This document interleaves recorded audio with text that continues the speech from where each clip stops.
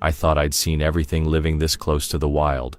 But when a wounded she-wolf showed up at my gate and brought with her something I still can't explain, I knew nature was about to rewrite everything I believed. What she led me to changed my life forever. When I saw the she-wolf at my gate, my heart stopped because I knew she hadn't come by chance. The wind had died, leaving the world swollen with silence. Snow stacked on the railing like white ash. My old lantern hummed in my glove as I pushed the porch door open. One crunch, two crunches across the boards, then that sound, a ragged shuffle in the yard, too slow for a deer, too soft for a bear. I swung the light, and the beam caught her. Gray pelt, clotted dark with blood along her shoulder and ribs. She stood as if the earth itself had risen to hold her upright. No snarl, no bared teeth, just those eyes, amber and steady, tracing the circle of light until they locked on me. My lungs forgot what to do. A lifetime tracking elk and guarding cabins, and never once had a wolf chosen to stay inside the torch glow of a man. The gate hung half open from the last storm. She could have slipped away in one breath. Instead, she planted a forepaw, trembled, and held. Steam coiled off her muzzle. Snow kept falling, slow and fat, settling on her back like a blanket she didn't bother to shake. I wanted to believe she was confused, that the wound made her dizzy, that instinct had misfired. But I saw the line of her spine braced against pain, the deliberate way she balanced weight off the injured leg, the calm in her stare. She was making a choice, and I was part of it. I eased a step forward, lantern low, voice even. "Easy, girl." The words came out thin. 20 paces separated us, a gulf of history, fear, and frozen dirt. Her ear twitched. That was all. No retreat, no charge, just a flicker of acknowledgement, as if language meant less than the heartbeat I felt banging against my ribs. Blood dripped to the snow, each drop a black coin burning a hole through white. My mind raced through rules learned young. Never corner a predator, never approach the wounded, never let sympathy override sense. Yet the night felt charged, like the woods were holding their breath, waiting for whichever of us moved next. I saw her sides rise, fall, then stutter. Pain kinked her back leg, and she sank to her haunches. Still, she didn't break eye contact. A smudge of frost on her whiskers caught the lantern flare, turned silver. I swallowed. Wolves do not ask for help. They vanish. They endure. They die unseen. But she had stepped out of shadow onto my threshold, as if it were a clinic door. I thought of the rifle inside. I thought of the ragged entry wound glinting beneath her fur. A hunter's shot, a snare, or the jagged claw of another wolf. None of it explained the question in her gaze. A steady, patient, "Why are you waiting?" Instinct tugged. Fetch warm water, gauze, meat. Logic shoved back. She will tear you apart the second pain jolts her. My boots rooted to the snow. Between us, my breath fogged and drifted past her muzzle like smoke mingling with smoke. She shifted. One deliberate motion, she pressed her good paw against the gatepost, straightened, and took a single, wobbling step toward the woods. Then she stopped, turned her head, and looked back at me over her shoulder. The lantern's glow caught a flash of something in her eyes. Was it hope? No, it was expectation. She was inviting me. The porch boards groaned under my weight. I stepped forward, another crunch, my heart skittering. She didn't flinch. She took another slow step, crimson pearls falling behind her. Then another. Each time she paused and checked that I followed, like a guide sure of the trail, but uncertain of her pilgrim. Snow whispered against my coat. The world narrowed to the ragged string of footprints she left, and the hinge-squeak rhythm of her breathing. Far beyond the tree line, a barred owl called, low and distant, as if reminding me whose kingdom I was entering.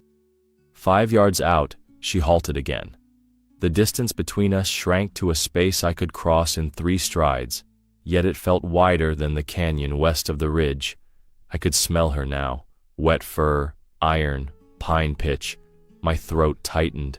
She was alive, and she was hurting, and she had chosen me out of every creature under these stars to see that. I lifted the lantern a hair higher. Its glow painted her pupils gold. Something passed over her face, a flicker of relief.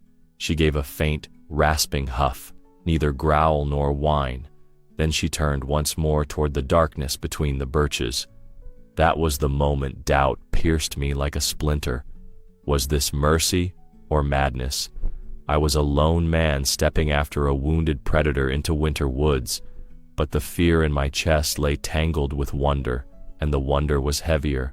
I shifted the lantern to my left hand, flexed the fingers of my right inside the mitten, and took the step that would carry me past the gate, past safety, into whatever purpose she stored behind her silent gaze.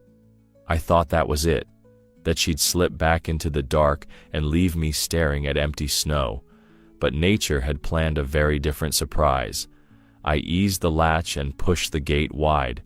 The hinges groaned like something waking from a long, cold dream, but the she-wolf never flinched. She stood fixed in the lantern glow, ribs heaving, one foreleg lifted, blood darkening the snow at her feet. For a breath I wondered if pain had frozen her solid. Then her ears twitched toward the tree line, and she looked back at me as though checking whether I was still real. I took a single pace beyond the gate. My boots sank to the ankle. Fresh powder whispered against the leather. She did not recoil. Instead, she turned her head to the forest again, the way a guide glances down a road she already knows by heart, then limped forward 3 careful steps. Snow scattered from her belly fur. She paused, waited. Those amber eyes found mine, and in them burned a patience so deliberate it sliced through my caution. The message settled in my bones before my mind caught up. Follow me. A gust rattled the porch shingles behind me. I pictured my rifle on its rack, the insulated parka hanging by the stove, the safe, bright window of the house.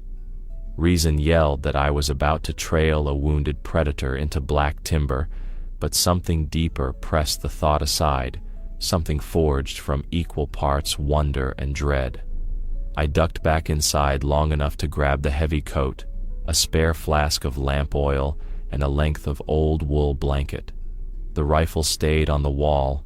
I could not shoulder it without betraying the fragile thread that had formed between us. When I returned, she was waiting in the same spot, moonlight frosting the blood along her flank. I slipped the coat on, cinched the collar, and lifted the lantern high. She turned, placed her weight on 3 legs, and slipped through the gate's opening into the unbroken white beyond the yard. Snow swallowed our footfalls, hers a dragging crunch, mine a muffled grind. Tall pines leaned inward, caught the starlight like cathedral pillars. I tasted iron in the air, smelled distant cedar pitch. Every dozen strides she paused, swung her head over her shoulder to be sure I stayed within the orbit of her trust. She didn't run from me. She led me, as if she trusted me. The thought struck with such clarity, I spoke it aloud, and the sound of my own voice startled me more than the forest. Blood drops peppered the snow at uneven intervals, bright as coal against drifted white. Each one sparked the same worry. What trap lay ahead? A hidden snare? A second wolf defending territory? Or worse, my imagination fed on old hunter tales, wolves drawing men into ambush. The stories never mentioned a guide who limped and bled and waited for her follower to catch up. Still, she pressed on. The trees thickened, muffling the faint night breeze until only the rhythm of her breathing filled the air.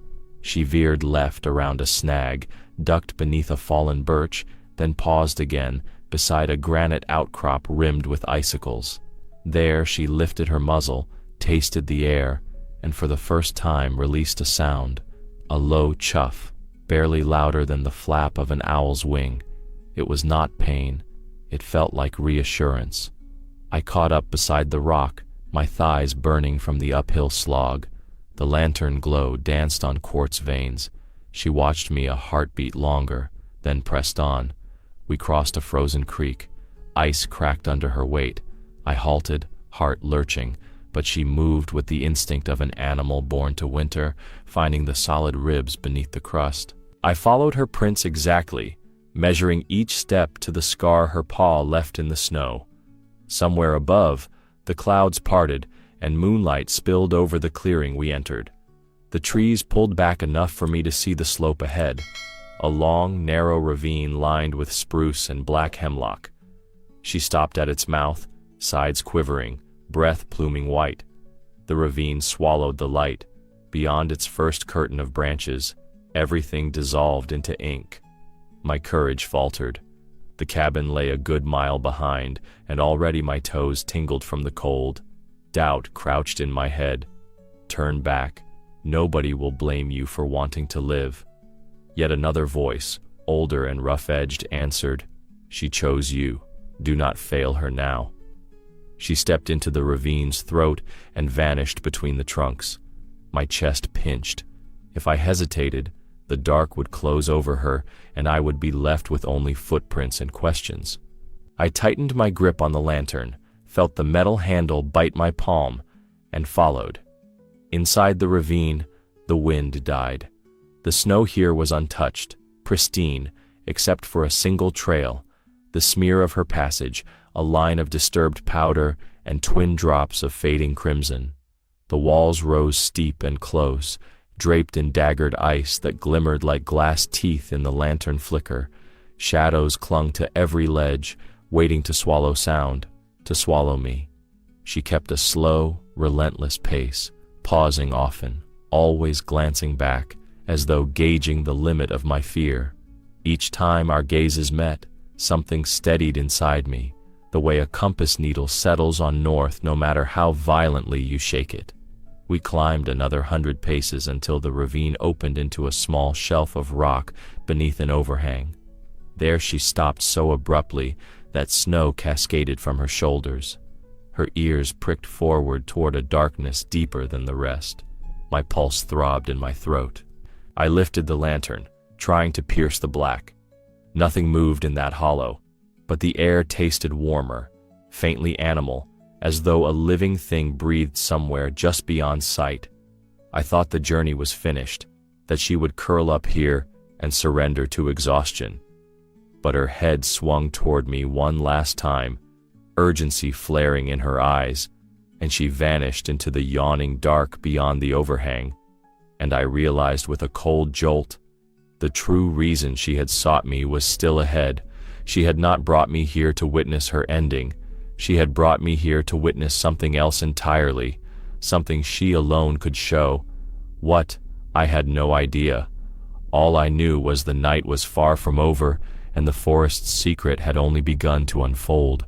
The ravine pinched narrower, its walls glazing with blue ice that caught the lantern flare and threw it back like trapped lightning. Every breath rasped in my throat. The air here felt older, pressed flat by centuries of snow. The she-wolf forged ahead in a wobbling line, her paw pads slipping on the slick rock, blood prints smearing crimson crescents behind her. Slopes rose on either side. Black spruce angled so sharply they looked ready to spear the sky. Yet the forest held its breath, as though every creature had been warned to keep still. A dead spruce lay toppled across the gully, roots torn free and fanned like a frozen explosion. Beneath its heaved trunk yawned a low, ragged opening, darker than the night, rimmed with frost-furred moss. The wolf limped straight to it, pawed once at the crusted snow, then collapsed onto her belly, ribs shuddering. Her muzzle tipped high, and she released a sound I had never heard from any predator, a tremulous, yearning whine that seemed to ask permission from the darkness itself. Wolf pups, I thought, and my chest knotted. All this way to protect her litter, maybe to beg the strange two-legged creature for help she could no longer give. I edged closer, heart jackhammering. Lantern light skated over clawed earth, tangled roots, a scatter of bones picked clean by time, but no quicksilver shapes darted from the hollow, no high squeaks of hungry mouths. She kept that low call going, soft and rhythmic, until the hairs on my arms bristled with something that felt like prayer. She paused, ears pricked, waited. Silence rolled back. Then, from the pit, came a reply that was not pup nor beast. It was a human groan. I froze, disbelief slamming into me so hard my knees buckled. Again the sound rose, raw, broken, the voice of someone hauling themselves out of a nightmare. Adrenaline punched through doubt. I dropped to my knees, thrust the lantern forward, and scrambled beneath the fallen trunk. There, half buried in cedar needles and snowmelt, lay a man. Skin gray with cold, beard clotted with ice crystals, cheeks sunken to bone. A ragged wolf pelt, fresh, still slick with oil, had been dragged over his shoulders like a blanket. Under that makeshift hide, his chest moved in shallow, stubborn jerks. "Hold on," I blurted, voice cracking. My fingers found his wrist, a thready flutter, but alive. He wore no coat, only torn flannel and canvas pants, stiff as bark, one boot missing, the other split open. Dry blood laced his ankle where something, trap maybe, had chewed. I swept the lantern beam for any sign of how long he'd lain here. Gnawed bones of rabbits, a circle of half-eaten grouse, the unmistakable marks of a she-wolf's care, meat fetched, shared, shelter guarded. She had been nursing him. The thought cannoned through my skull. Wolves don't save men, they fear or kill them. Yet the proof lay breathing beneath my hands, smelling of pine pitch and damp fur, his torso wrapped in strands of dried grass, as if some animal had tried to insulate him. I pulled off my outer coat and stuffed the blanket from my pack around his torso. His eyelids fluttered at the sudden warmth. Lips cracked, he mouthed a word, too faint to catch. I leaned closer. He tried again, breath snagging. "Water." I fumbled my canteen open and trickled a mouthful past his lips. He coughed, swallowed, then sagged like a string-cut puppet. I glanced back toward the opening. The she-wolf still lay motionless, yellow eyes reflecting firefly pinpoints of lantern light. Blood soaked the snow around her flank, but her gaze stayed fixed on us, intent, unwavering, as if she had escorted me to the sacred center of a maze and now waited to see if I understood its riddle. I braced a hand beneath the stranger's shoulders, feeling jutting ribs through soaked fabric. He weighed almost nothing. Starvation had hollowed him into something more spirit than flesh. How many nights had he survived on the warmth of a dying wolf, on scraps she tore from her own hunts while bleeding out? A swell of awe lifted the roof of my skull. Fear, wonder, gratitude tangled until I couldn't separate one from the next. She chose me, I thought again, but now the words rang different. Not to save herself. She'd spent her strength already. She needed a pair of hands, human hands, to lift what her jaws could not. I hooked my arms under the man's and dragged him toward the opening. The she-wolf lurched upright despite pain, inching aside to grant passage. As I slid us free of the hollow, moonlight silvered his face, and my breath hitched hard. I'd planned on a nameless hunter, some unlucky stranger blown off course. But the lantern flame steadied, and the features sharpened under its glow. Recognition struck like a hammer. My vision tunneled, the forest reeled. It wasn't a stranger at all. "My God," I whispered, voice breaking. I couldn't finish. The name lodged in my throat like ice splinters, because if I said it aloud, the world would tilt off its axis and nothing would ever be simple again. I thought fate had tossed me a lost woodsman and counted me fortunate. But the moment I saw his face, really saw it, I nearly blacked out where I knelt in the snow. My lantern shook so hard the flame nearly guttered. Beneath its trembling light, the man's beard, the shape of his cheekbones, the scar above his left brow, all slid into a pattern burned into my memory. "Nathan," I croaked, the name splitting me open. 7 winters had buried that word, yet it rose like it had never been gone. For an instant, the world spun. My knees hit the snow. The cold punched my gut, but it was the shock that made everything tilt. My son, my boy who left for the Sierras and vanished, lay limp in my arms, thin as a shadow, yet breathing. I pressed 2 fingers to his neck again just to be sure. A pulse fluttered, frail but real. My vision blurred. I heard myself saying his name over and over, a broken chant stitched with disbelief. Nathan's eyelids flickered. He tried to focus, but the pupils drifted like compass needles seeking north. He didn't know me yet. Maybe he didn't even know himself. Snow sifted onto his face. I brushed it away and forced my mind to work. I needed heat, shelter, food, now. But each thought crashed against another. How? Why? Where has he been? They tangled, useless, so I clung to the only truth that mattered. He was alive, and I had to keep him that way. A low thud drew my gaze. The she-wolf had settled beside us, chest heaving, muzzle streaked with frost and dried blood. Her ears faced forward, not in warning, but in watchfulness. She didn't flinch when I shifted Nathan into a fireman's carry, didn't snarl when I slid the wool blanket beneath his torso to drag him. She simply adjusted her weight and crawled far enough to give me room, then fell in beside me as I began the slow pull toward the ravine mouth. The slope was steep, my boots skidded, knees screaming. Nathan's limp arm trailed grooves through the snow. I angled the lantern on a nearby ledge, light spilling down so I could see every jagged rock before I snagged on it. The wolf paced my left flank, panting, head low. Moonlight caught the dark smear along her ribs where blood still seeped. She matched my rhythm. Drag, step, brace, drag. Twice she nudged Nathan's dangling foot clear of jutting roots before it snagged. The sight punched fresh awe through my panic. She didn't leave, I muttered, half to steady myself, half because saying it made it real. She stayed, as if she wanted to make sure I'd save him. The words tasted like iron and gratitude. Halfway down, the memory burst in.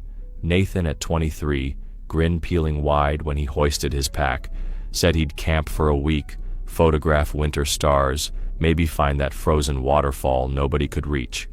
I'd hugged him hard, told him to mind the weather. 4 days later, a blizzard swallowed the ridge.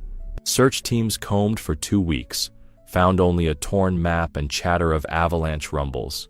His mother died believing the mountain kept him. I built this cabin to stay near the last place he'd been seen, because leaving felt like letting him vanish twice. And now here he was, returned by the jaws of the very wilderness that hid him. At the ravine floor I paused, chest burning, and checked his breath. Still shallow, still there. The wolf sank onto her haunches, sides hitching, snow around her soaked dark. She was failing fast, yet her eyes never left Nathan's face. That gaze anchored me harder than any rope. I hauled again. The climb out of the ravine's throat blurred into grunts and sliding snow. Muscles spasmed, but adrenaline kept me upright. Every few yards the wolf rose, limped forward, collapsed, then rose again, pacing our progress. Not a guardian now, but a partner in a shared, impossible task. When the forest finally opened and the cabin roof winked between trees, relief buckled my legs. I set Nathan down, lungs sawing. The wolf eased beside him, lowering her head so their cheeks brushed. He stirred, lips parting, and a sound escaped, soft, like he was thanking her. She huffed, eyes half closing, and rested her chin near his hand. I pulled the blanket tighter around my son, then faced her. Up close, the wound on her flank gaped raw. Infection oozed. She had bled for miles to fetch me, borrowed her remaining strength to guide us home. I reached out, palm open. Her ears twitched, but she didn't pull away. Our breath mingled, man and wolf, steam rising into the starlight. I whispered, "You did it. Let me do the rest." Maybe she understood. Maybe trust had already bridged the language gap, because she exhaled a shuddering sigh and, for the first time, closed her eyes. But she didn't fall. She waited. Waited while I heaved Nathan onto the sled I kept for hauling firewood.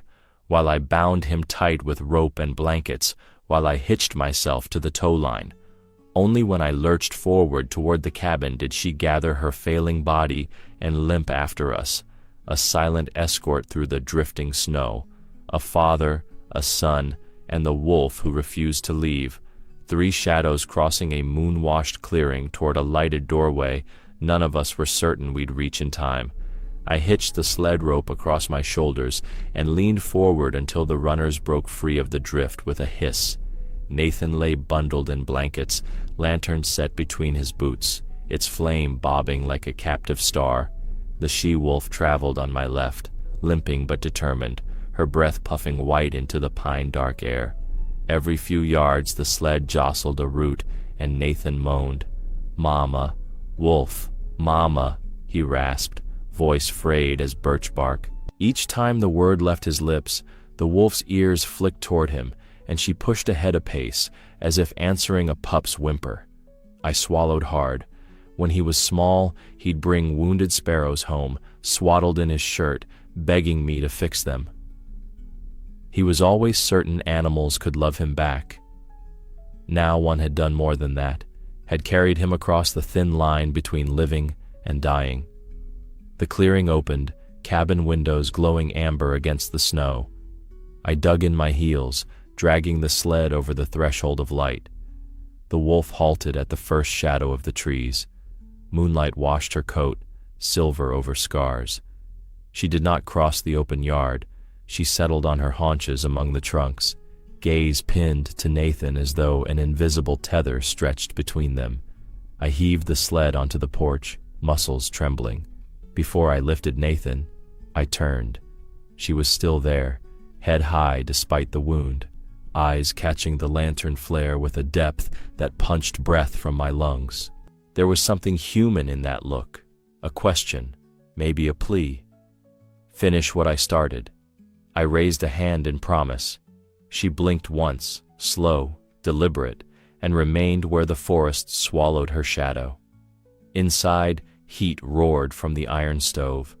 I laid Nathan on the cot by the hearth, stripped the soaked clothes, wrapped him in quilts. He shivered so violently the frame rattled. I fed the fire birch logs until sparks whirled up the flue, then brewed weak tea laced with honey and broth. Between sips he drifted and surfaced, eyes cloudy, lips mumbling fragments. Snow, night songs. She kept me warm. I warmed towels on the stove, pressed them to his hands, his feet, the bruised swell of ribs. Hours bled together. Add wood, change towels, check pulse. Outside, wind keened along the eaves, but I caught softer sounds too, occasional pads crunching snow, a low woof that never came nearer than the tree line. She was keeping watch. Toward dawn, the fever cracked. Nathan's breathing steadied. His skin lost that blue glass tint. I dozed beside the cot, chin to chest, until a whisper pulled me upright. "Dad." His eyes, clear now, fixed on mine with childlike confusion and sudden joy. Tears blurred my sight before I could answer. He lifted a shaky hand, clutched my sleeve. "Where is she?" The words were sandpaper, but intent burned bright. "The wolf. She saved me." I drew a breath that stung like winter air. "She's outside. She led me to you." Nathan tried to rise. Agony folded him in half. I steadied him, made him sip broth. Between swallows, his story spilled out, how ice gave beneath him, how he crawled blindly until the world dimmed, how warmth pressed against his back in the dark. He spoke of meat placed by his hands, of a rough tongue cleaning blood from his ankle, of golden eyes hovering whenever he woke. "I called her Mama," he whispered, ashamed and awed. "She never left." I brushed hair from his forehead, wild, matted, streaked with gray that hadn't been there 7 years ago. "She didn't leave tonight either," I said. "She waited to be sure you reached home." The truth of it cracked my voice. She could have crawled away to die, yet she chose to stand guard. Nathan's lashes trembled with fresh tears. Outside, the first pale wash of dawn gathered behind the pines. I crossed to the window. Fog rose from the snow, swirling around trunks like ghost smoke. For a moment I feared she'd vanished. Then a shape resolved, sleek, low, steady. She saw me watching and lifted her muzzle, not in challenge, but in silent acknowledgement. The gray fur along her wound glistened wet. Each breath made her sides hitch, yet her eyes shone with the calm of someone who has set a burden down. I pressed a hand to the glass. Go, I thought, though I couldn't say whether I meant into the forest or into whatever peace waits beyond pain. You've done enough. She blinked, slow, solemn, then turned and slipped between the trees, her tail the last thing to fade into the hush of snow. I sagged against the window frame, heart a tangle of gratitude and grief. I wanted to believe the worst was over, that the miracle had run its course. But even as that thought formed, the empty yard felt charged, unfinished, like nature held one more card just out of sight, waiting for the moment my guard dropped. I didn't know then how right that feeling was, or how deeply the wolf's final gift would change us both. Nathan slept the better part of the morning, slipping in and out of dreams while the stove ticked and the storm light dimmed behind the curtains. Around noon, his eyes found me again, steady this time, pupils no longer drifting.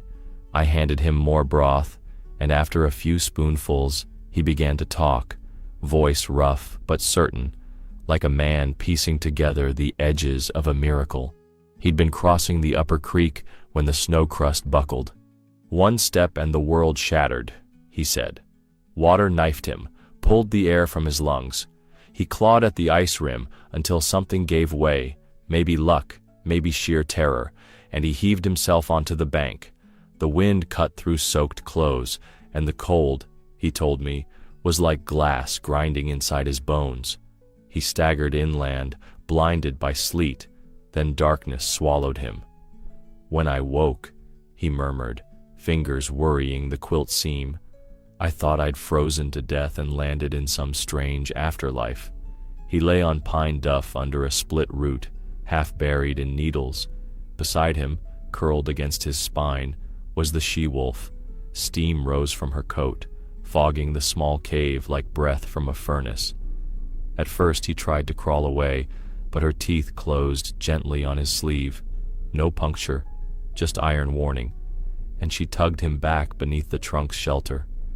She was warmer than any blanket, he whispered. I pressed against her and felt my heart start up again. When trembling eased enough, he noticed a strip of rabbit laid across his palm, freshly killed, organs still hot. Hunger overcame horror. He ate, choked, ate again. That night she left the den 3 times. Each time he feared she was gone for good, yet she returned with meat, hairs, part of a grouse, once the hindquarter of a young deer, half her weight. She'd drag it to the entrance, rip free smaller chunks, push them toward him with her muzzle. Then she'd curl around him and sleep. Outside, other things moved. Foxes skulked, a lynx padded close, ravens settled on branches. She wouldn't let them near, he said, awe-stirring tears. One snarl and they scattered. When his fever spiked, he thrashed, delirious. The wolf licked sweat from his temples, nudged snow over his cheeks to cool the flush. He drifted between life and whatever waits beyond, always waking to the thrum of her heart against his ribs. Days blurred. He reckoned 5, maybe 6, judging by the faint crawl of light through the roots. Each time she brought food, she returned slower, flank gaping wider, but her eyes never dulled. He tried crawling out once to find water. She blocked the hole, shoved him back, trotted off and came back with snow packed in a strip of bark for him to melt on his tongue. I stopped thinking of her as wild, he said. She was kind, like the woods had grown a soul and wrapped it in fur just long enough to save me. His voice cracked. He looked toward the window, where daylight slanted pale across frosted glass. I thought when she led you to me, that was her way of saying goodbye. Debt paid, story over. He sank back, exhaustion tugging at him, and gave me a half-smile that was more sorrow than relief. I wanted to thank her. I never got the chance. I gripped his hand, heartbeat hammering with gratitude and dread in equal measure. Outside, the tree line stood motionless, secrets folded beneath snow. I told Nathan she had waited until we reached the porch, that she'd watched through the night. He closed his eyes, let that picture settle like embers in a hearth. For a long time neither of us spoke, the room solidifying around soft breaths and crackling wood. I thought, naively, that this was the end of it. The wolf had delivered her miracle. Now the story would taper into quiet recovery, father and son mending what 7 winters had torn. But nature has a habit of opening new doors the moment you think every threshold has been crossed. What I didn't know, as dusk crept over the snowfields and the wolves' distant chorus rose like morning bells, was that the she-wolf had not left us to finish the tale alone. I believed we had spoken our last farewell. I was wrong, and the forest was already weaving the next impossible chapter. At dawn, a hush lay over the valley, the kind that settles only after hard weather has spent itself. I opened the door, breath fogging the threshold, and there in the faint rose light saw a single trail of fresh prints circling the gate. Neat ovals, one hind paw dragging, drops of dried rust in each impression. My chest tightened. She had come back, sometime in the night, silent as memory, and waited. I followed the marks to the yard's edge. There she stood between 2 spruces, snow mantle on her shoulders, head high despite the ragged wound along her ribs. She didn't approach. She only watched the cabin, ears tipped forward as though listening for a heartbeat inside. I called to Nathan, and he limped onto the porch wrapped in a blanket. The moment she saw him, she loosed a sound so soft the trees seemed to lean closer to hear, a low, tremulous note that hovered between greeting and farewell. Nathan gripped the post, tears streaking wind-burned cheeks. He whispered, "She's saying goodbye." He took 1 step into the snow. The wolf answered with a second, smaller howl, almost a sigh, then lowered her head the way a mother nuzzles a pup she's about to send into the wide world. In her eyes shone a peace I hadn't seen before, quiet, whole, as if some private duty were finally complete. For a heartbeat, neither of them moved. A shaft of pale sun slid through the branches, gilding her fur. Every breath she drew shimmered gold. Then she turned, deliberately, without haste, and limped toward the shadows beneath the pines. Branches bowed apart, welcoming her home. Just before the darkness swallowed her, she glanced back over her shoulder, gaze settling on Nathan one last time. She looked at him as if she had released him, and then she was gone forever. Nathan sank to his knees, sobs shaking the cold from his lungs. I knelt beside him, holding his shoulders, while the forest stitched itself closed around the place she'd vanished. No crack of twig, no whisper of paw prints, only stillness, as though the world acknowledged the sacredness of her exit. If your heart is pounding right now, you understand. Subscribe to the channel. Here we share the raw, impossible truth of what animals can do. We stayed there until our fingers numbed, hoping for one more glimpse, one more miracle. None came, yet the clearing felt fuller than before, charged with the imprint of a bond no winter could erase. Nathan wiped his eyes, whispered, "Thank you," into the trees, and the pines replied with the faint, consoling hush of snow slipping from high boughs. Inside, the stove crackled, but the room felt larger, emptied of whatever unseen hand had been guiding us. Nathan sat by the window all morning, gaze fixed on the tree line. Each time a crow fluttered past, hope sparked in his eyes, then dimmed. By noon, the prints at the gate had drifted over, soft ridges where the wind laid fresh powder, and the yard looked untouched, except we knew better. We carried her story now, warm as the fire, fierce as her heartbeat. I brewed tea, handed him a mug. He stared into the steam. "She waited to be sure," he said. "She wanted to see me stand on my own legs first." He sipped, swallowed hard. "She trusted me to live." Outside, clouds gathered, pregnant with more snow. Somewhere beyond those trees, a gray shape moved slower every hour, bleeding out the final debt she believed she owed a stranger cub. I wanted to find her, to repay in stitches and salve what bullets and frost had taken, but something in the calm of her last look, steady, resolute, told me my hands would not be welcome now. Her story had chosen its end, and dragging her back would only unravel the grace she'd carved into this wilderness. When dusk settled, Nathan dozed by the hearth. I opened the door once more, scanning the dark. Wind pressed cold against my face, but beneath it I caught a lingering warmth, a fragrance of pine and living fir, as though her spirit hung in the air, making certain we remembered. We would. For the rest of my days, I would see those eyes each time dawn touched the snow, would hear that gentle farewell in the hush between owl calls, and whenever doubt rose, about kindness, about the hidden wisdom running under the skin of the wild, I would recall how a wounded wolf carried my son's life in her teeth and laid it gently at my feet. Spring eased across the valley the way a lamp warms a dark room, slow, certain, unstoppable. Ice broke from the creek in clinking shards, the first bluebells punched through rot-soft snow, and Nathan's color returned day by day. By April, he could walk the porch without the cane, face lifted to the sun like a man relearning what light feels like on bare skin.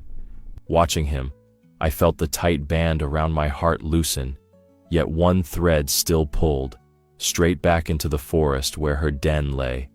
I waited until Nathan slept, then packed water, a hatchet, a coil of rope, habits of a lifetime, and set out alone.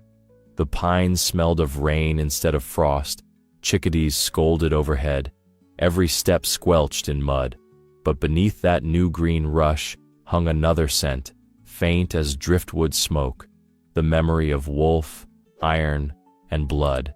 It guided me down the old ravine like an invisible hand. The fallen spruce loomed where we'd crawled out months earlier, its roots clawing the hillside like frozen thunder. Snow had melted from the entrance, leaving an oval mouth gaping black against fresh moss. I knelt, lantern unlit in my fist, and listened.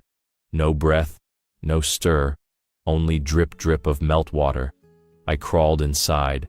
Sunlight knifed through cracks overhead, striping the chamber in gold bars. They fell across what remained.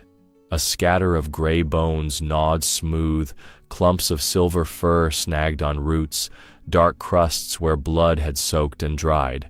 The smell hit me, old copper, damp hide, and my knees buckled. I crouched, fingertips hovering over one slender rib.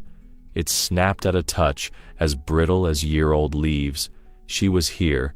This was the last of her, the shell she shed to save the stranger cub she'd chosen.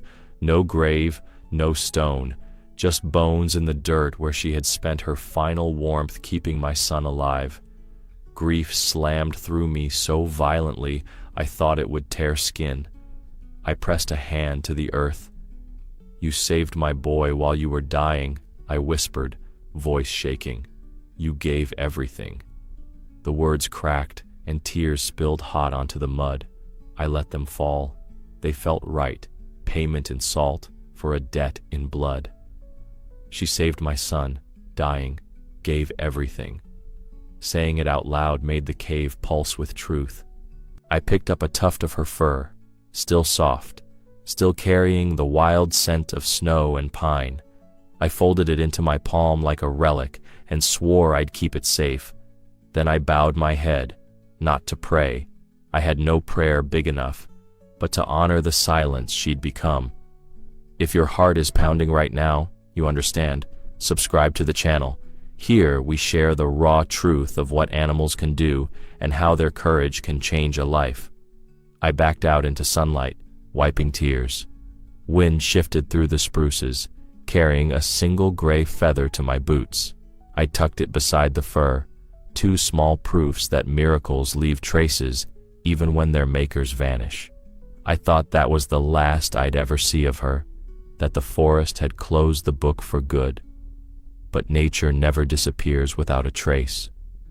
Autumn sets the mountains ablaze, maples burn like embers, aspens flick gold through the valley, but the first breath of evening already tastes of coming frost. A year has slipped by since the night the forest loaned me my son back, and still I walk the same trail at dusk, a silent roll call for ghosts. Nathan is strong now. He hunts photographs instead of deer, hikes the ridges with a quiet reverence that was never in him before. He wanted to join me tonight, but some instincts feel too private to share, so I stand alone at the edge of the clearing where the pines thin into open field, hands buried in flannel pockets, listening to the hush that gathers when light folds its wings. Wind rattles dried fern stalks. A raven clacks overhead. I turn to head home and freeze. There, half shadowed by birch trunks, stands a young wolf. His coat is the brushed steel gray of river-washed stone. His legs look almost too long for his body, the way yearlings do when they're suddenly all muscle and promise. But it's his ear that nails my breath to my ribs, the left tip torn into a ragged notch, identical to the scar the she-wolf carried the night she limped into my life. My pulse slams. He should bolt at the smell of me. Every instinct says run. Instead, he levels those amber eyes on mine, bright, unblinking, ancient, and simply watches. 30 paces of cool air tremble between us. Somewhere a leaf lets go of its branch and twirls through silence, a tiny, spiraling clock, hand marking the seconds he grants me. The pup's chest rises and falls, steady. A plume of vapor escapes his nostrils and dissolves. I swear I feel the shape of his gaze, like fingers brushing the back of my thoughts, searching for something gentle. The forest folds itself around us, waiting. I don't move. I barely breathe. My eyes sting, vision swimmy with the weight of what he is evidence of. She left more than bones in that den. She left blood and memory and courage, walking the world on new paws. He cocks his head, ears twitching, reading the clutter of my heart. Then, no hurry, no fear, he turns. For 3 steps he treads the path between spruce roots, glances back once more, and slips into shadow so smoothly the trees seem to exhale him. I sag against a birch, fingers digging into bark. Tears surge hot, blur the clearing into watercolor reds and golds. My voice comes out rough, a prayer dragged over gravel. If you're hers, then she's still here, living in the wind, in the tracks, in you. A hush answers, deep and resonant, like the forest consenting to the truth. I wipe my face, laughter snagging on sobs. All this time I thought the chapter ended in that root-bound cave, but nature rarely writes a period where humans expect one.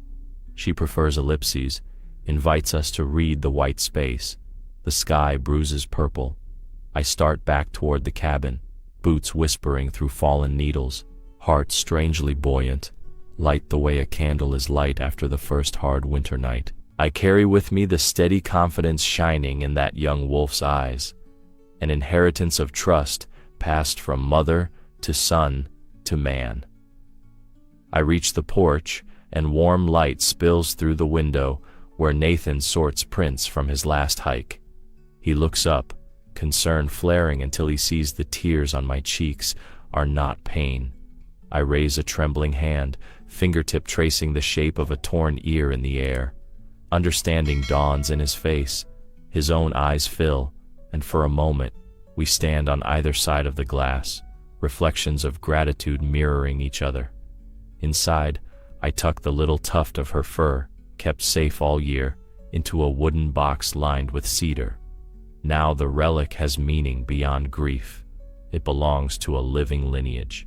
Outside, the wind catches, rustling oak leaves like distant applause, as though the forest itself is satisfied we finally understand. This couldn't be real, but I saw it with my own eyes. And now I know. Animals remember kindness, even when they're gone. If you believe in a special connection with animals, right? We are not alone in this world.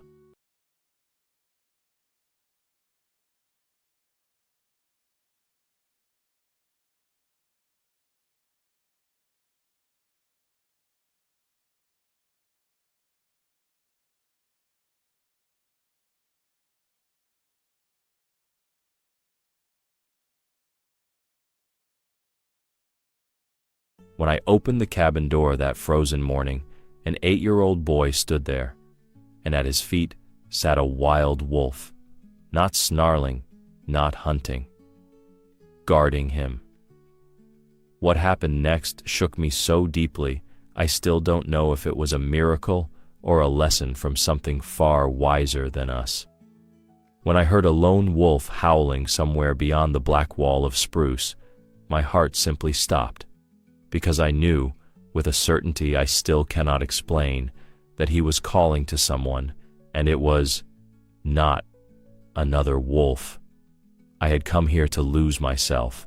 50 winters behind me, 2 failed marriages, 1 heart attack that left a zipper of scar tissue down my chest, all the numbers that say a man should stay home and rest. Instead, I booked a freight train, then a battered truck, then a rattling boat upriver, until the world of roads and cell towers fell away, and only the taiga remained. Somewhere over this endless sea of conifers was the Arctic Circle, beneath every boot print, permafrost older than nations. I told myself I needed silence, the honest kind that presses in on your eardrums and makes you hear your own blood moving. The cabin I'd borrowed was an old ranger's post, 1 room, wood-burning stove, a cot that creaked like an arthritic knee. That evening the sky dimmed all at once, as if some giant pinched out the sun between finger and thumb. No breeze, no bird song, only that delicate hissing of snow beginning to form, but not yet falling. I stood on the frost-slick porch, mug of weak tea steaming in my fist, and felt wonderfully small. Then something moved. At first it was only the sensation of motion, a ripple at the far edge of vision where trunks blurred into twilight. I blinked, thinking it a trick of fatigue.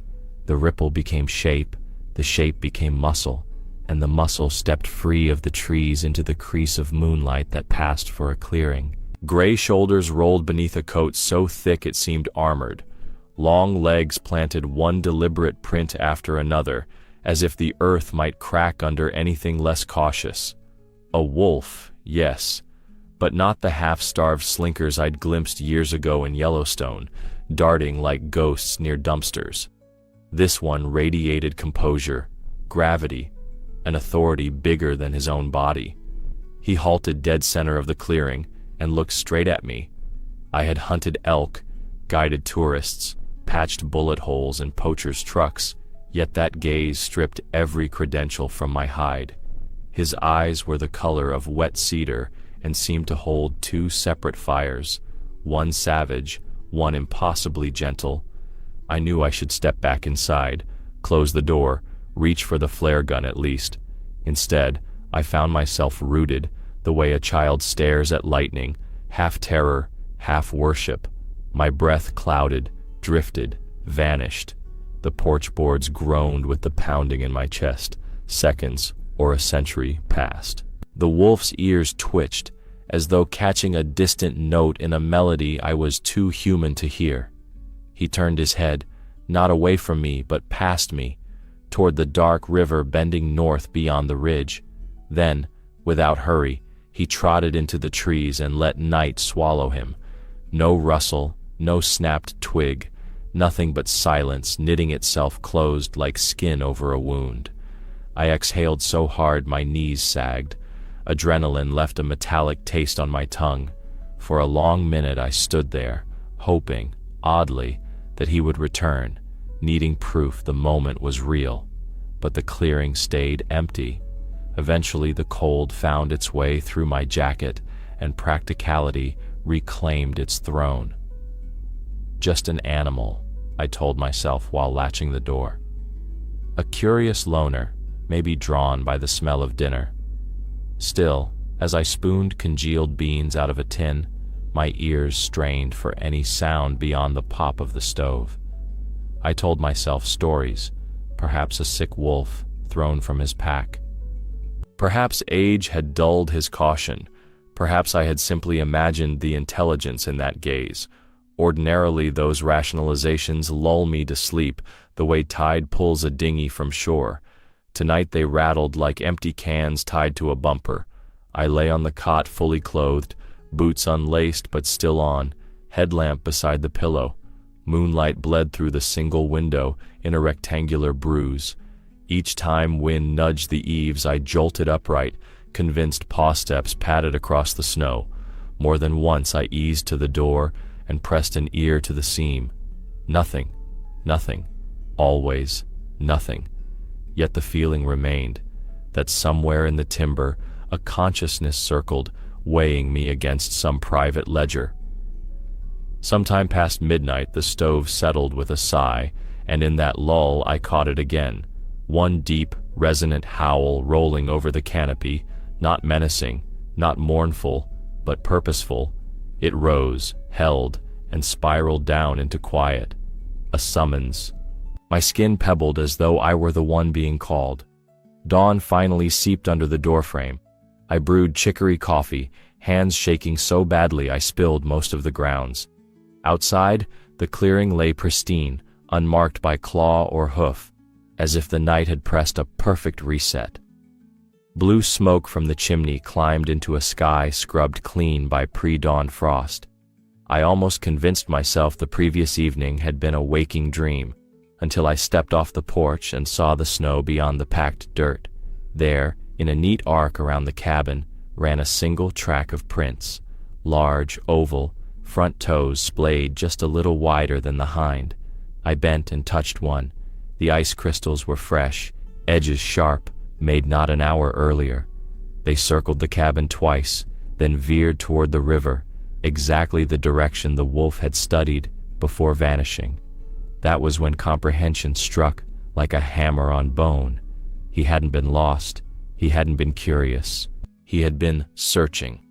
And last night he had come back to stand guard over something I could not yet see. I straightened, heart thundering anew, the early light suddenly too bright for comfort.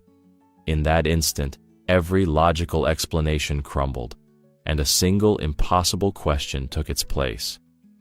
What was the wolf trying to tell me? I decided he was just a beast acting on instinct. I told myself the prints proved nothing, that the howl was mere coincidence. And yet, as the sun climbed and the forest woke around me, a sharper certainty lodged in my gut. The real story had only begun. I thought the night visit was the end of it, but by the next morning, I understood. The wolf had been speaking, and I had failed to listen. A faint rustling, no louder than a moth's wing, lifted me out of a dreamless doze. Gray dawn seeped through the curtains like smoke. I lay still, listening. There it was again. Scrape, pause, scrape, right outside the door, deliberate as knuckles on wood. For a heartbeat, I feared the wolf had returned alone, testing the latch. Then came a single, hesitant knock. I reached the door in 2 strides, heart banging so hard it drowned my breath. I swung it open, and the world tilted. A boy, maybe 8 years old, barefoot on snow-dusted boards, cheeks raw with cold, stared up at me. His hair stuck out in icy tufts. Behind him, filling the doorway's bottom half, sat the wolf. The beast's chest rose and fell in a silent rhythm, yellow eyes fixed on mine, unblinking. For 3 long seconds none of us moved. Vapor drifted from the boy's lips. The wolf's breath curled from his nostrils, ribboning the air between us. My hand clenched the doorframe so tight the wood creaked. I managed a whisper. "Are you hurt?" The boy shook his head. He helped me. His voice was thin, hoarse, as if he'd spoken to no one for a century. Something inside me lurched, another rule of nature shrugging off its chains. I glanced at the wolf. He didn't twitch, didn't lower his gaze, didn't bare a tooth. He simply waited. I swallowed. "Come in, son. It's warm inside." The boy's gaze flicked to the wolf, seeking permission, and only then did he step over the threshold. Snow melted instantly beneath his feet, leaving wet footprints on the pine boards. I opened my mouth to wave the wolf away, instinct, habit, self-preservation, but the words died, because the wolf stayed exactly where he was, half inside, half outside, body blocking the gap like a sentry carved from living stone. He watched me pull a blanket from the cot and wrap it around the child's shoulders. Only after the boy shivered once, twice, did I realize the animal's ears had flattened, not in threat, but in careful concentration, as though cataloging each movement for signs of danger, to the boy, not to himself. "What's your name?" I asked, kneeling. My knees popped like rifle cracks. "Toby," he whispered. "How did you get here, Toby?" He hugged the blanket tight.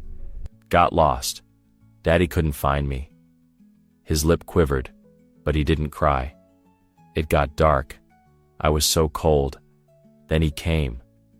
A tiny thumb jerked toward the doorway. He lay next to me and I felt warm.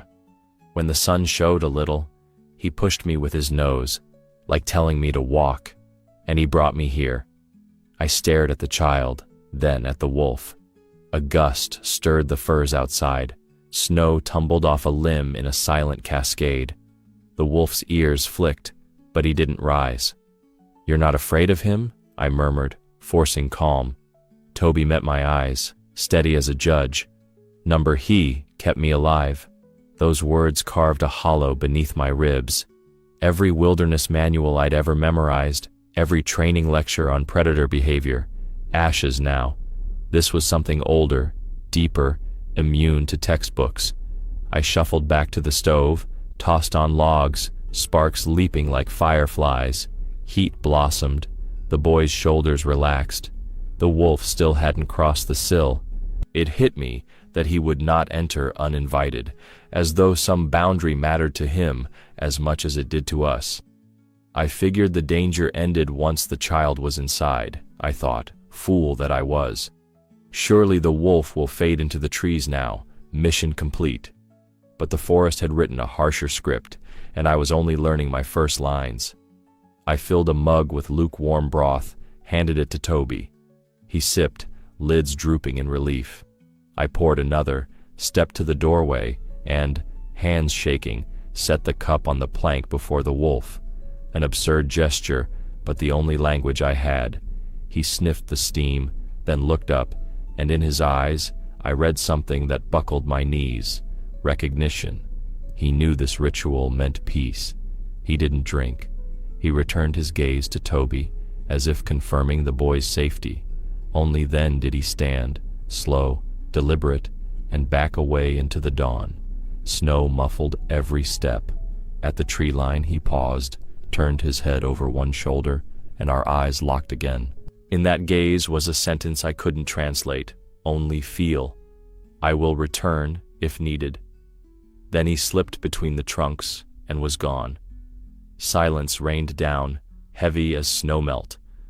I shut the door with a hand I barely controlled and leaned my forehead against the cold wood. Who was this child, wandering the taiga alone? How far had he traveled? And what covenant bound him to a creature men still label monster? "Behind me," Toby whispered, as if sensing my confusion. "He said I'd be safe with you." My spine prickled. How could he tell you that? The boy's eyelids drooped. Exhaustion folded him in two. Before sleep claimed him, he breathed a final fragment of impossibility. He didn't speak. I just knew. I watched him curl on the cot, blanket rising and falling in tiny breaths, and the cabin seemed suddenly too small for the mystery it contained. The questions pressed against the walls like roots lifting a foundation. Outside, the pale sky brightened, innocent, indifferent. But somewhere beyond the frost-blurred window, a guardian moved through shadows, bound by motives I could neither fathom nor deny, and until I understood why that wolf had chosen this boy and this cabin, no door felt thick enough to keep the unknown at bay. Toby slept for nearly an hour, then woke coughing, dry, rasping, the sound of a throat scraped by cold air and panic. I poured warm water, eased him against the pillow, and waited. He stared into the stove's glow, as though trying to decide whether what had happened to him belonged to day or night. "Tell me, son," I said, keeping my voice low. "How did you end up out there alone?" He rubbed one wrist across his eyes and began. He and his father had driven north at dawn, following a 2-track logging road until the ruts filled with puddles and the truck could go no farther. The air smelled of wet moss and chanterelles, golden treasure for city restaurants, his dad liked to say.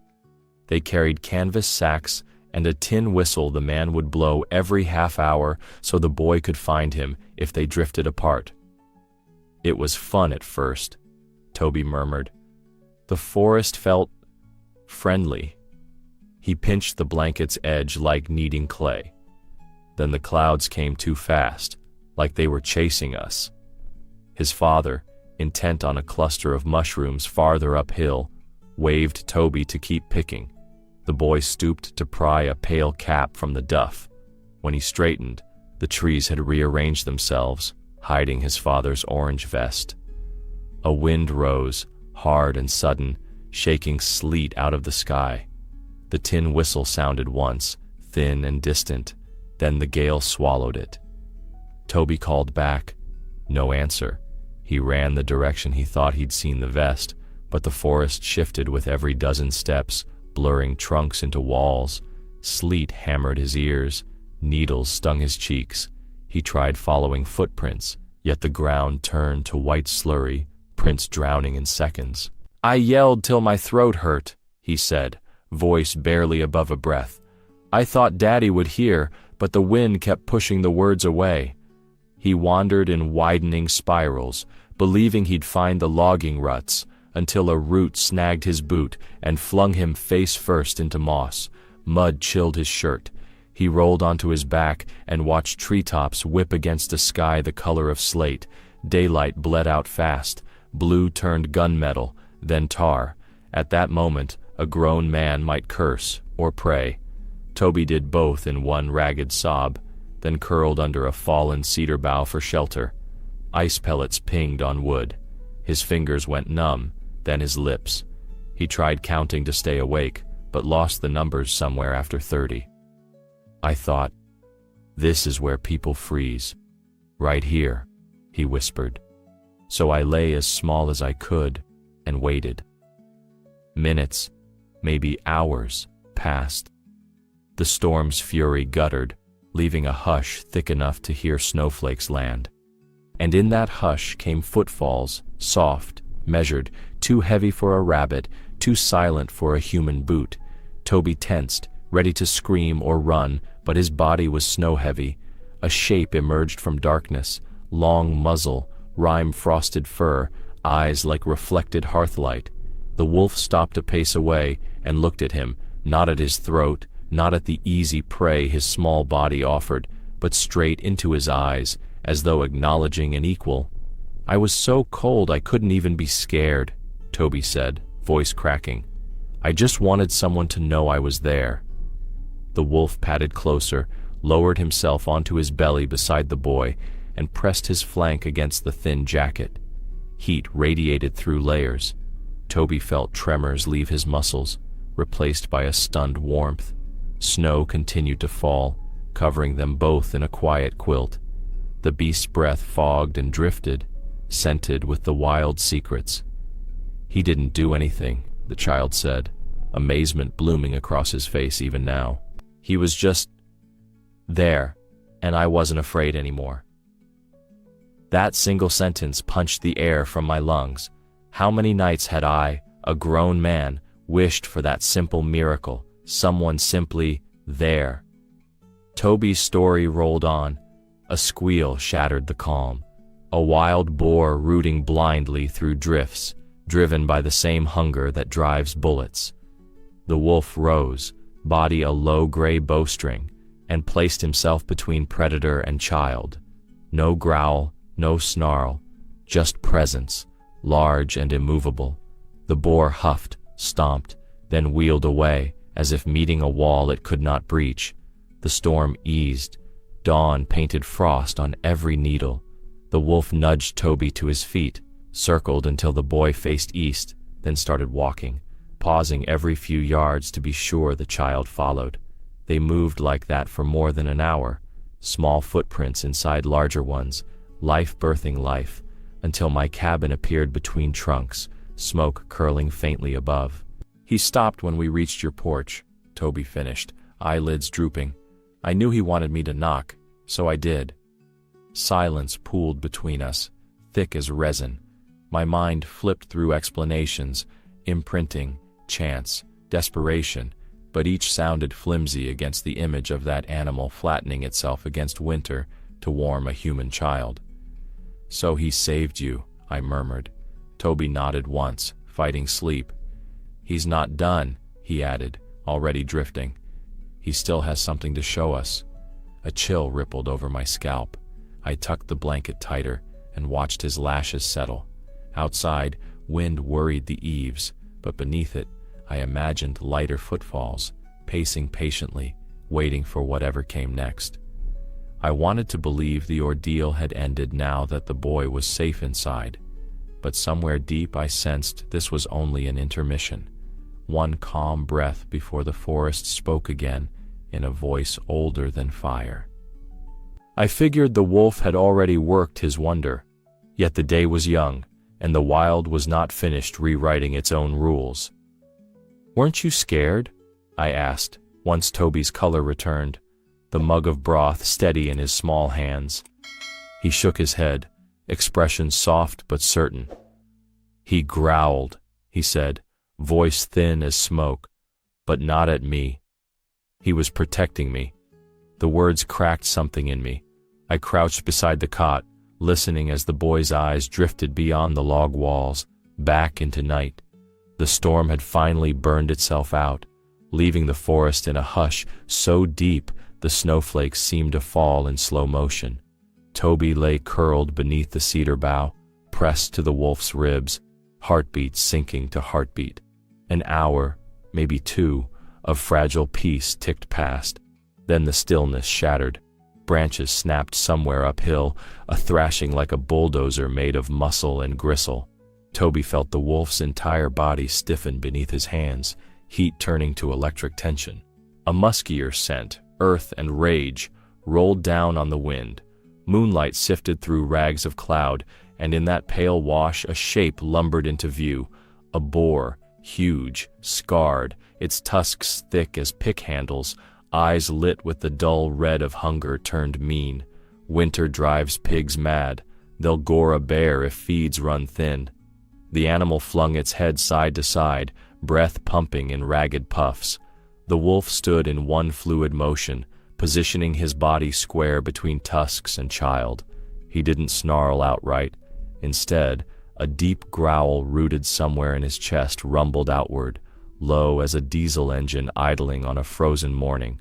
Toby felt it more than heard it, the vibration settling into his bones like a living oath. "Nothing will touch you while I breathe." The boar slashed the crusted snow, showering sparks of ice. It lunged, half charge, half bluff. The wolf answered with a volcanic bark that rolled across the clearing like thunder detonating just overhead. Hackles rose, tail stiff as rebar. He advanced 2 deliberate steps, forcing the boar to reconsider the shape of courage. For 3 heartbeats, predator and predator measured each other. Toby said he could feel fear tear at the edges of his mind, yet somehow the heat radiating off the wolf anchored him, held him still. Then the wolf lifted his muzzle and howled, not the searching cry I'd heard the night before, but a flare of sound that cut through the cold, a blade honed with iron and warning. The boar faltered, nostrils quivering. One more snort, more question than threat, and the beast broke away, crashing into underbrush, leaving silence like a crater behind. Only when the last twig snapped did the wolf's stance soften. He circled Toby, nosing the boy's cheek, inspecting for harm. Satisfied, he lay beside him again, flank tight to the child's spine, and the dark knitted itself shut. "That's when I knew he'd keep me safe," Toby murmured, eyes sparkling with a strange mixture of wonder and fatigue. "He was my wall." I swallowed, tasting envy in the back of my throat. Envy for a trust I'd never earned from any creature, human or otherwise. "And in the morning?" Toby's face brightened. He stood up before the sun climbed, looked at me, then started trotting away. He'd go a bit, stop, glance over his shoulder until I got up and followed, like breadcrumbs made of footprints. They traveled single file along a narrow animal path, weaving between fir trunks iced in silver. Whenever the boy lagged, the wolf doubled back, bumping his head against Toby's leg to prod him forward. They crossed a frozen creek, footprints mapping perfect paired constellations in the frost. A hawk screeched overhead, the wolf's ears twitched, but he never left the boy's side. After nearly an hour, the trees thinned, and smoke from my chimney stitched the sky. The wolf halted at the tree line, head high, as though checking unseen traffic. He nudged Toby one final time toward the porch. That done, he eased into the fringe of shadows, still close enough for the child to feel, but giving him the dignity to make the last few steps alone. Toby raised the mug to his lips, blew on the surface, and offered a small, exhausted smile. "He knew you were there, waiting." I pressed a hand to the window pane, gaze flicking over the clearing where empty snow glared back. Part of me argued we'd navigated the worst. That boy and beast had intersected by cosmic accident, and the lines had now separated. But memory of that previous night's eyes, cedar fire glint and patient judgment, whispered a different geometry. Even now I could picture the wolf pacing just beyond sight, arc of duty unbroken. The boy's tale had stitched new rules into my blood, that loyalty could leap species, and guardianship could wear a wolf's skin.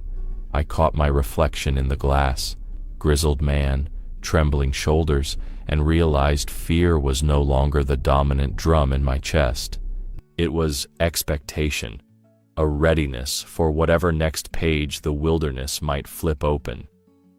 I told myself the wolf had merely happened upon the child, and lingered out of curiosity, nothing more.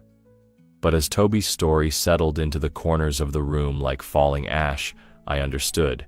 The animal had guided him here on purpose, straight into my waiting hands, and that meant the real reason for this encounter was still prowling the edge of morning, unseen, unfinished.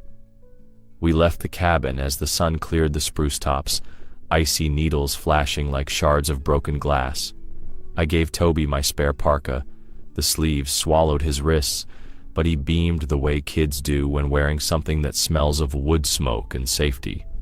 A mile south ran a logging road, and 6 miles beyond that, a paved highway, our lifeline to a ranger station with radios and rescue crews.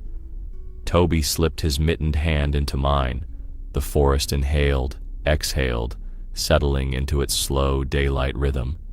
Chickadees burst like shaken pepper over the branches. Somewhere far off, an axe-beak raven croaked. A note of warning or welcome, I couldn't tell. We walked single file along the frozen creek. On our left, 50 yards beyond a picket of young birch, a gray shadow kept pace. The wolf, nose low, ears swiveling.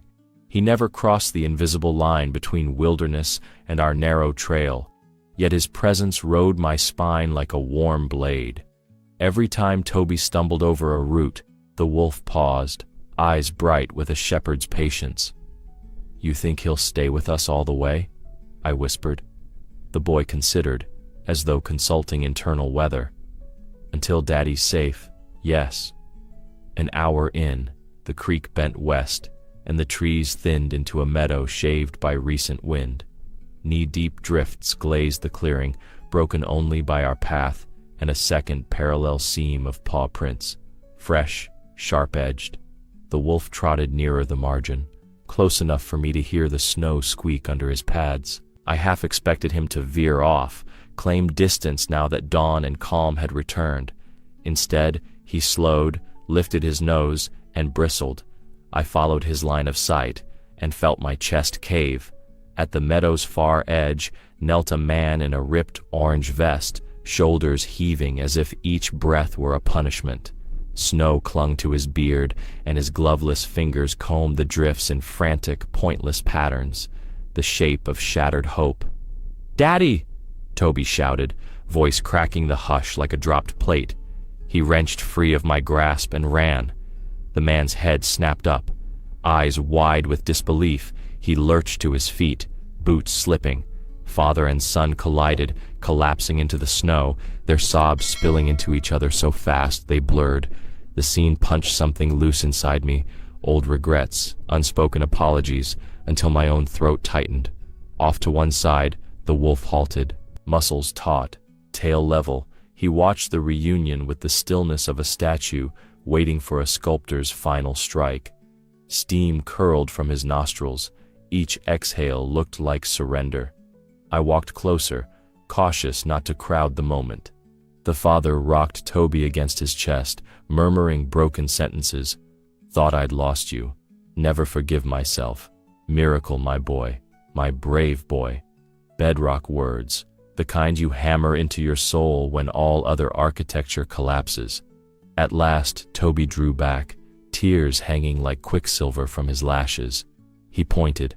"Daddy, he saved me." The man's gaze followed the finger and landed on the wolf. I watched 80 emotions collide behind his eyes: instinctive fear, disbelief, raw gratitude. His lips parted, but no sound emerged. The wolf absorbed the stare, unblinking. Something passed between them, flinty, fleeting, but real. Then he did something I will never forget. He bowed his head, just once, the way one warrior might salute another across a battlefield neither wished for. I took a step forward, voice ragged. "You helped us find him," I said, half statement, half prayer. "Thank you." The wolf's ears flicked toward me. Sunlight caught in his eyes, revealing layers I had no words for. Exhaustion, yes. Whatever guardian task drove him had taxed bone and spirit, but also unbroken dignity, and something deeper still, the calm of a creature who knows the weight of his choices and would carry them again. In that gaze was everything: weariness, grace, and the unmistakable spark of understanding that he had done a good thing. Toby's father whispered, "Dear God." He struggled to stand, one arm still around the child. Perhaps he meant to approach, perhaps to kneel in thanks. I'll never know. The wolf sensed the motion, gave one final lingering look, first to the boy, then to me, and turned. He moved back the way we'd come, loping along the tree line. No hurry, no furtive glances. Just a soldier dismissed after the last battle, heading home through fields still heavy with smoke. When distance blurred him to gray watercolors, I cupped my hands to my mouth. "Thank you." The words tore out, echoing against the drums of pine. Far across the white, he paused, turned his head. Our eyes met for the third and, I felt, final time. The wind caught my breath, my chest filled with something too big for words. Respect, awe, a sudden faith in the threads that tie separate hearts across species. Then he vanished into the timber, his shape folding into shadow the way a story folds into memory. Toby's father sagged, clutching his son as though afraid the universe might snatch him back. I helped them to the road, flagged down a ranger snowcat an hour later, relayed the impossible tale to men whose faces flickered between skepticism and wonder. Paperwork would follow, statements, maybe headlines. But the clearing was already filling with fresh snow, erasing tracks, smoothing the earth to silence. Somewhere beyond that hush padded a wolf whose name I would never know, but whose service was carved forever into 3 human hearts. And in the embers of his final look, I felt a promise ignite. I would carry his story forward, guard it like a flame against the darkness of disbelief.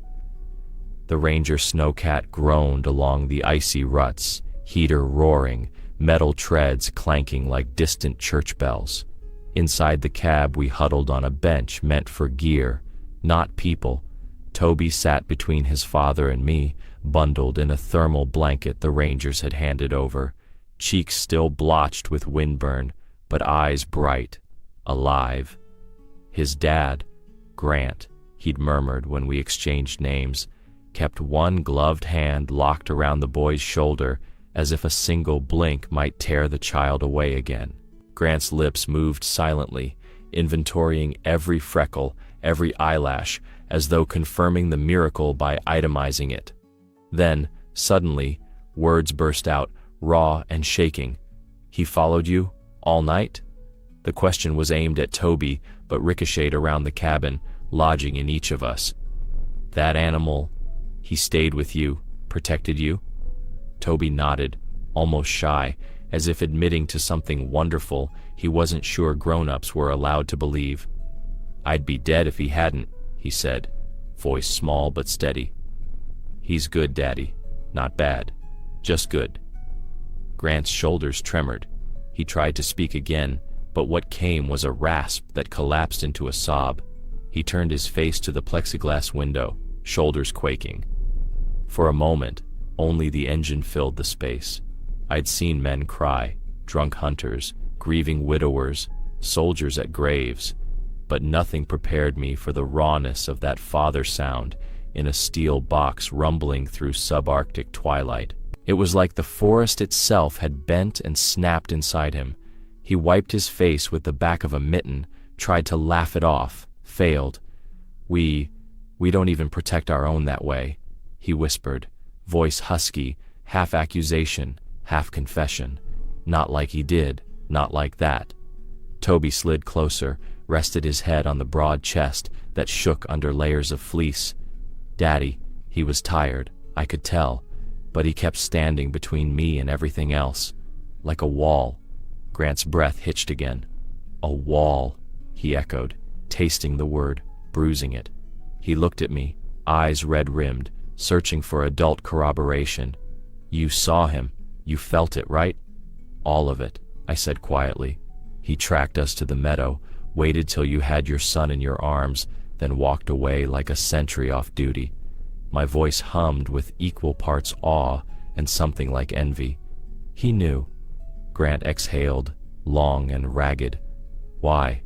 The syllable drifted, helpless. I thought of territorial maps, predator-prey charts, ethology lectures, all the neat lines we draw around animal behavior so we can sleep at night, believing we understand the wild. Then I pictured those cedar-colored eyes meeting mine in the clearing, carrying something that refused to fit any lecture slide. "I don't know," I answered. "Maybe because he could, maybe because the forest wanted it done, and he's the only one who listened." Grant bowed his head, pressing his lips to Toby's hair. "We're told not to give animals our human feelings," he muttered. "But if that wasn't mercy, what the hell was it?" No one replied. The ranger at the wheel kept his gaze ahead, jaw clenched, pretending not to eavesdrop while every muscle in his face said he was turning the story over like a stone that might hatch. Snow pelted the windshield, wipers squealing. The heater coughed, then surged, warm air smelling of diesel and wool. For a stretch we rode in silence, the kind thick enough to sculpt. Finally Grant cleared his throat. "I'm going to tell them," he said, defiant as a newly forged vow. "Reporters, officials, whoever asks, I'll tell them a wolf saved my boy." Toby's hand found his father's, squeezed once. "He deserves people to know," the child said, eyes half-lidded. Grant looked at me again, softer now. "You'll back me up?" "With everything I've got," I promised, and felt the truth solder inside my ribs. Even so, a small voice whispered caution. "The world likes its boundaries solid. Predator, prey, hero, villain. A story that erases lines invites knives of ridicule." I pushed that fear aside. The wolf deserved better than our cowardice. The snowcat crested a rise, and ahead, a cluster of satellite dishes and sodium lamps bloomed. The ranger outpost. Relief washed over Grant's face, but behind it lingered an older emotion, almost grief, as though crossing back into human infrastructure meant leaving behind a cathedral we barely understood. Toby dozed against his father's chest, breaths even. Grant stroked the boy's hair, tears drying into salt. "We spend our whole lives teaching kids the world is dangerous," he whispered, gazing through me. But out there, danger kept him warm. My chest twisted. Outside, the tree line slid away into gray, and for a heartbeat, I imagined a lone figure pacing just inside the shadows, ears forward, mission unfinished. I couldn't shake the feeling that our roles had reversed out there, that it was the wolf who'd been the teacher, and we the children clinging to simpler stories. The snowcat slowed, treads crunching to a stop. Doors clanged open, radios crackled. Men in orange parkas approached with stretchers and thermoses.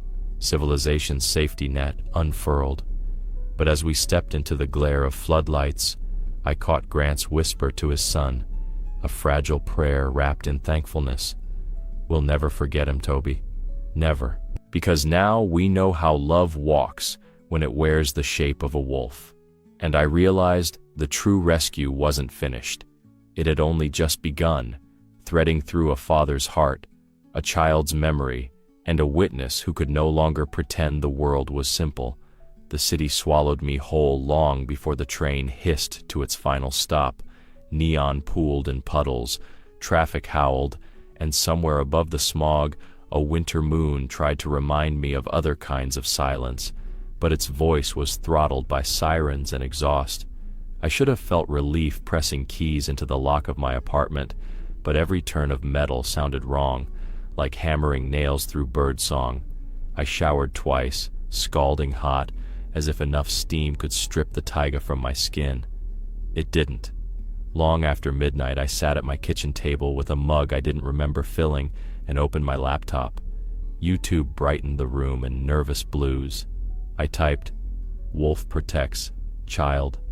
Results spilled across the screen. Cartoon clips, shaky cell phone miracles, documentaries with portentous voiceovers. I clicked one, then another, but each left me colder. They were too perfect or too staged, tidy arcs that ended where comfort prefers. None carried the smell of cedar smoke breath, the thunder-quiet weight of a real flank shielding a real heartbeat. Video after video, my chest tightened. I wanted an algorithm to hand me logic, a study, a pattern, a line graph plotting altruism against food scarcity. I wanted to prove what I'd seen was statistically plausible, so I could file it away and sleep. Explanation never came. The forest flickered on the screen in pixelated fragments, but the living truth remained out there, pacing just beyond reach.